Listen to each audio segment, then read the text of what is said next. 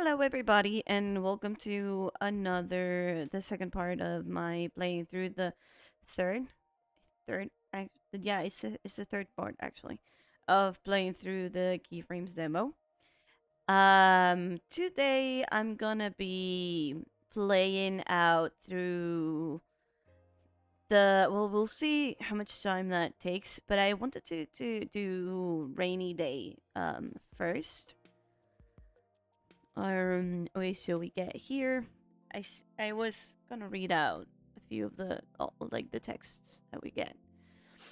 Um, so this is the one with Jamie. This is Cam. Okay, let's see. My life is over. What happened? My entire archive gone, just gone. All my reaction pictures lost to oblivion. Oh no, I can relate to that pain. How'd that even happen? So I forgot to back up my data. And you know how my mom got me a new phone? Gone. Forever. Think of it this way, Cam. You can collect new ones. It's not the same, and the fact that you think it is says everything I need to know about you. Sent XX amount of time ago. Hey Cameron. Hey Ollie. Hey Cameron. Hey Ollie. Hey Cameron. Hey Ollie. Hey Cameron. Sex. It says ago. Cam, Cameron, you're gonna be late for class. Your exams, Cameron. I've been tapping the window for 20 minutes.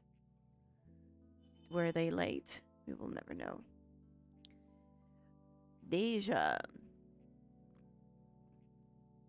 Do you have. Hmm? Sorry, got pulled away for something. SGB? For once, no.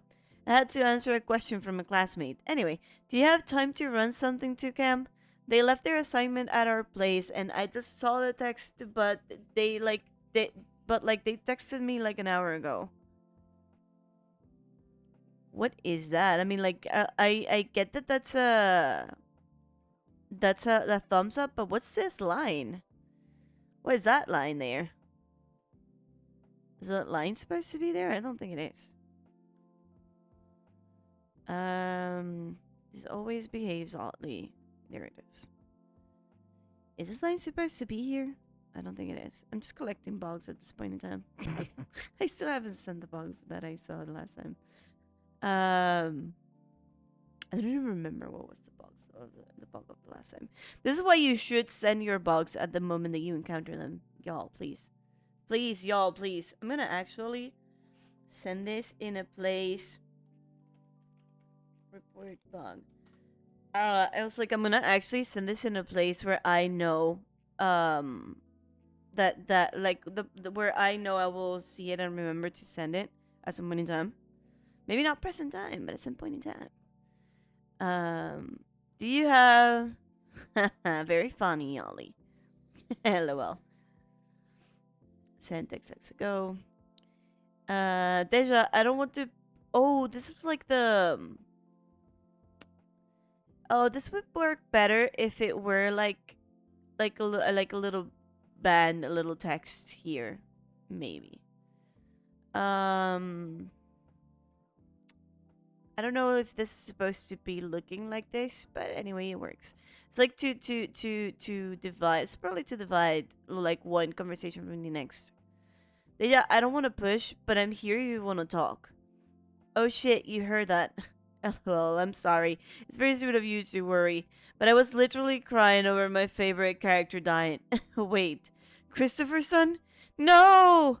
That's what I'm saying! Start the episode over. I'm coming in. Hey, my favorite person, Mace. I love them. Mace. Hey, whoever is ordering from that singing pizza place at midnight every day for the last week, stop ordering from that singing pizza place. But Mace, don't. How will I know that? How will I know what I want to eat without? And I want song, or it's reprise. It's reprise. Sorry, was I being loud? Common area DJ. No, never you.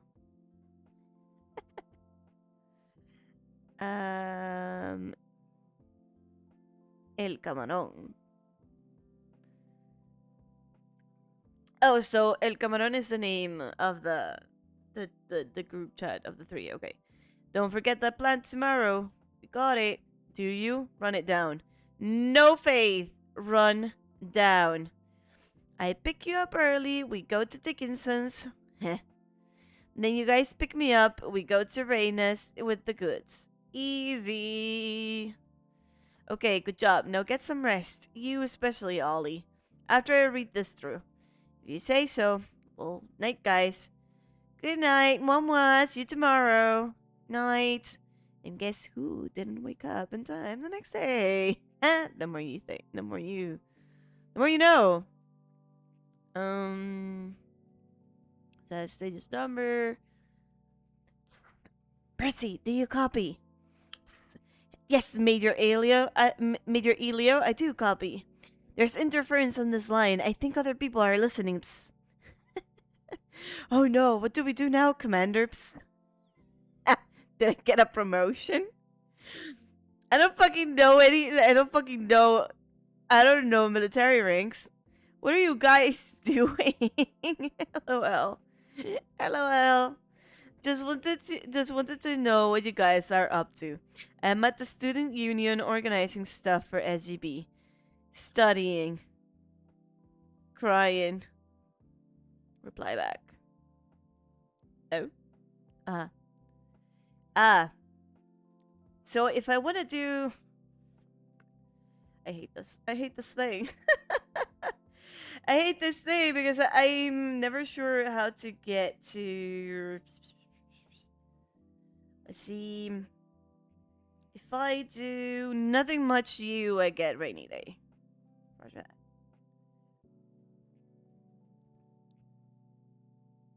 Nothing much. You? Nothing much. Was just curious. Bored? A little. LMAO. I've been studying for hours. Guess I should get back to the grind though. Yeah, please do so. Do so I can get my laptop desk back. Oh, say, laptop desk back. You're just gonna use it to game. Talk to you later. Bye. El camarón. Hey. Yeah. Yeah. Are you free for real? Maybe soon. Sure. Why?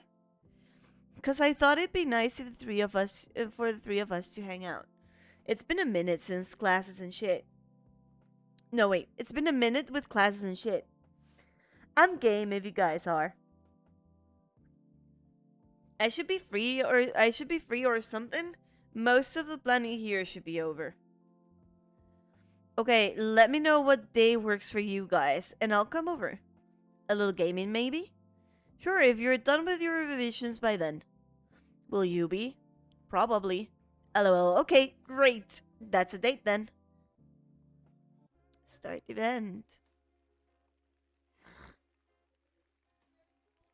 It wouldn't be spring in Fairfield without a few showers, but this was getting a little ridiculous. You rolled over onto your side and looked out the window. Rain fell softly against the glass, providing a gentle backdrop to your languid day. To your languid. How do you say that? Okay, so the not quite daily, but once per video. Once, I think it's been more than once. The moment of the video where Talis goes see how to pronounce a word in. Yeah, it is languid. Okay, how to pronounce a word in English. Rain.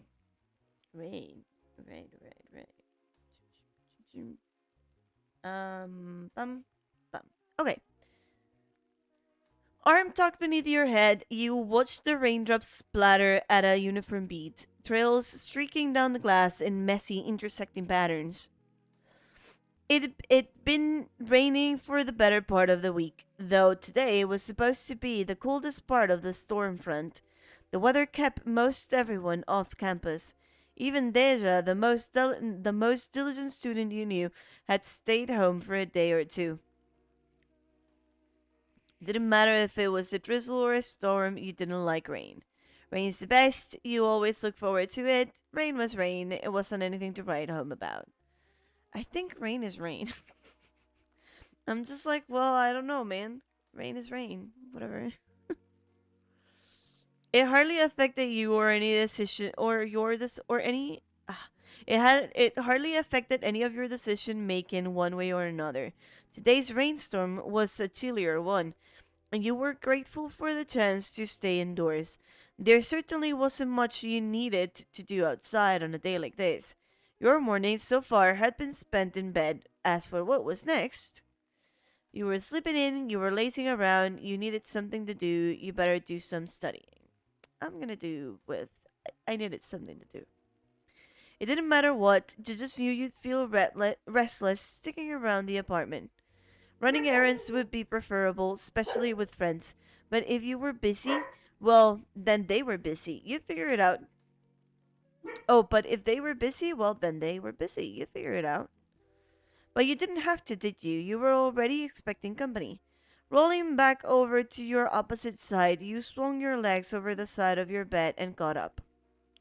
Your bedroom door clicked shut, and you stepped out into the living room here. No, out into the living room. Here, the rapid click of buttons filled the air, coupled with the sound of some poor monster getting the tar knocked out of it. The tar knocked out of it. On the couch, Deja flicked her eyes to you in greeting, then refocused on her combo. Morning. I thought you left before I woke up. Are you not going anywhere today? Mm-mm. I was planning on just hanging out with you. That's alright. Deja huffed affection shuffles. Deja huffed affectionately. Affectionately. I'm here making up new words. Affectionately. God. I swear to God, Nella has been quiet all fucking day, and then as soon as I start recording, she starts barking. I think she does this on purpose. Do you want to be? Do you want to be? Do you want to be on the internet? Do you want to be on the internet, little girl? I think she does. She wants to be famous. Not everybody can be famous, Nala. No. Watch her get famous just because of her fucking barks. Deja huffed affectionately, then sat up and swung an arm over the back of the couch. Oh yeah, oh yeah. Make yourself comfortable. Coffee's on in the kitchen if you want any. Thanks. Did you already make yours? Mm-hmm. I bought a new creamer too. You're welcome. Rounding the couch, you plopped down and pulled one of the pillows nearby into your lap. So, Cameron, I said we'd help them. I said we'd help them make soup. Is that okay? Deja cast a cursory glance in the direction of your shared kitchen, reviewing the refrigerator's contents in her head before she looked back at you. I don't mind. Soup's good. Well, settle in. If we're lucky, they'll actually get here on time. She slipped to the floor and shuffled over to the console, saving and quitting along the way. With a whir, the game disc ejected, and plastic cases rattle as she searched for something else. Different game? Yeah, I did everything I needed to do in the other one. But Cam's not here yet, so wanna co-op or some nails? Manicured nails tapped along the transparent blue cases. Click clack. Then she pulled three of them aside. Um.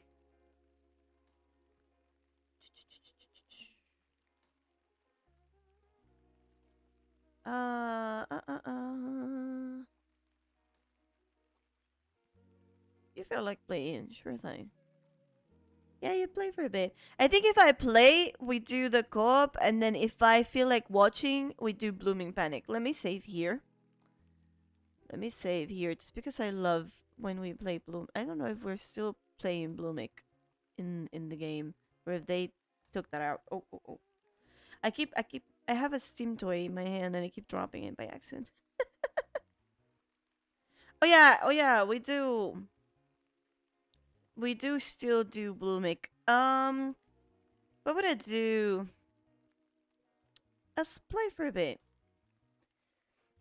You wanna play co-op? You wanna play that co-op we started? We can play that co-op we started. Hand me the controller.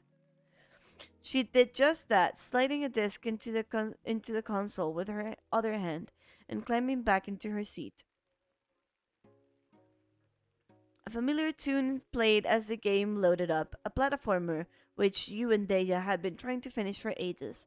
It was supposed to be a fast play, but your schedules hadn't lined up recently. You kept messing around, delaying any real progress. You were very good at the game, even though you were trying. You kept finding other things to do in your free time instead. I wouldn't be. I don't think I would be very good at the game. Even playing it a mere handful times had been enough to demonstrate that this would be a slog. Yes, Deja was much better at this than you were, but that didn't mean she wouldn't wait for you to improve. You think we'll actually get any further today? Deja loaded up the save file and the screen faded to a light lavender backdrop. Here, where pixelated rain fell on two docks at the bottom of a hill. You wiggled the joystick and watched your dog toddle back and forth a bit, dragging the other along thanks to the tether between them. Alright, ready? Ready when you are. You approached the first of many ledgers together and they just sent her dog waddling forward. Right as she hopped, you followed her and jumped up. Let's follow her and jumped up. Deja landed first, holding the button quickly to grab the tether and reel you up next to her.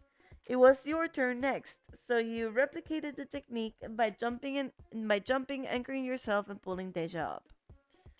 Hey, maybe we finally got the hang of it. Just as long as you both fell into grim silence, watching your ducks bounce down several platforms in quick succession. As you steadily progressed, you eventually reached a single platform, which hovered more than a full jump's distance away. There was no way either of you could make it across alone. A single reckless hop was all that stood between you and the loss of all your progress thus far.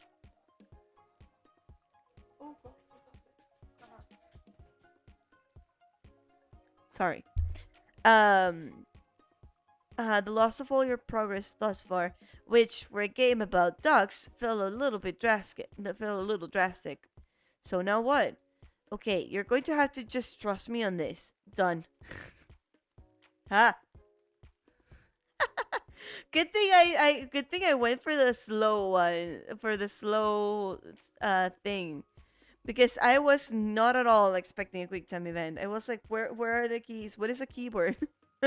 What is an arrow? What does that mean? You charged off the edge, and Deja jumped half a second after you. She coordinated perfectly, her duck's weight countering yours and sending them both whipping all the way over the gap. We did it!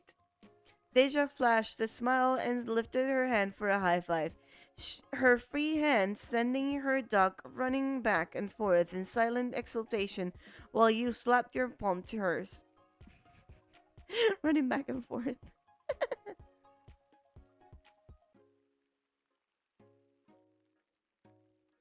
um. Time slipped companionably by. Time slipped companionably by. And around when Cameron was due to arrive, you only had a few challenging jumps left to the final goal. Granted, there was something ominous about stopping so close to the end. There was something ominous about stopping so close to the end. Who knew if you'd be rusty or not the next time you booted up the file? Honestly, I'm surprised it even let us save. Most platformers exist to chew you up and spit out your bones. That's true. As someone who has played Hollow Knight, that is true. But look at them. Would the stocks betray us? She glanced between you and the screen, where it said ducks stood nearly within reach of the coveted hilltop pond. One twitch of her thumb, and your duck inched toward the edge. nudged from behind by a traitorous partner.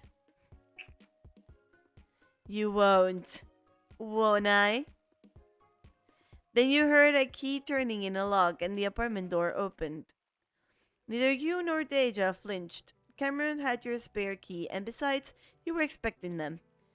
What you didn't expect was the state they were in. Very damped and very tired, hovering in the doorway with a sheepish expression and a couple of grocery bags. So, still raining, huh? It's definitely still raining. But hi Cam. Need a towel? If you've got one to spare. A quick change of clothes and a noisy blast of hair dryer later, Cameron shuffled back into the kitchen right as Deja started setting all the groceries out to the counter. So I was thinking we'd try a new soup recipe today. You wanna help? You two wanna help? Yeah, hand me the ladle. Let's get some actual soup in that pot before you start ladling anything, After Deja pulled some music up for background noise, your tasks were split quickly. Cameron on vegetables, you at the stovetop, and Deja to keep everything on track. That was fine with you. You were pretty good. You were a pretty good cook. I am a pretty good cook, actually. You were used to sharing dinner duties with Deja.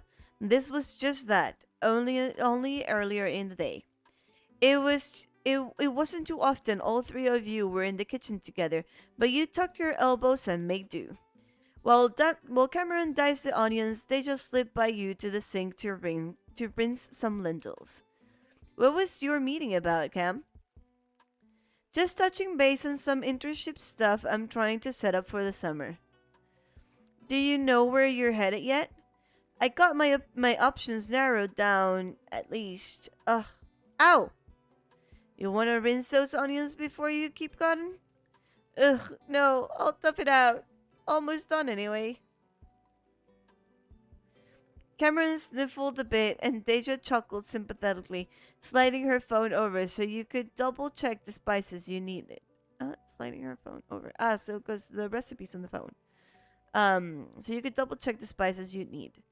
30 minutes of sautéing, simmering, and spicing later, you each pulled up a seat to a piping hot bowl of soup. Oh, that hits the spot. See, I've got good ideas sometimes. I'd point out I picked the recipe, but you chattered and bickered comfortably in between spoonfuls. Eventually, your bowls were empty, and Cam slipped away to change the music in the living room, calling out as they went. You mind if I get us something peppier? Sure, just not too loud. The neighbors will complain.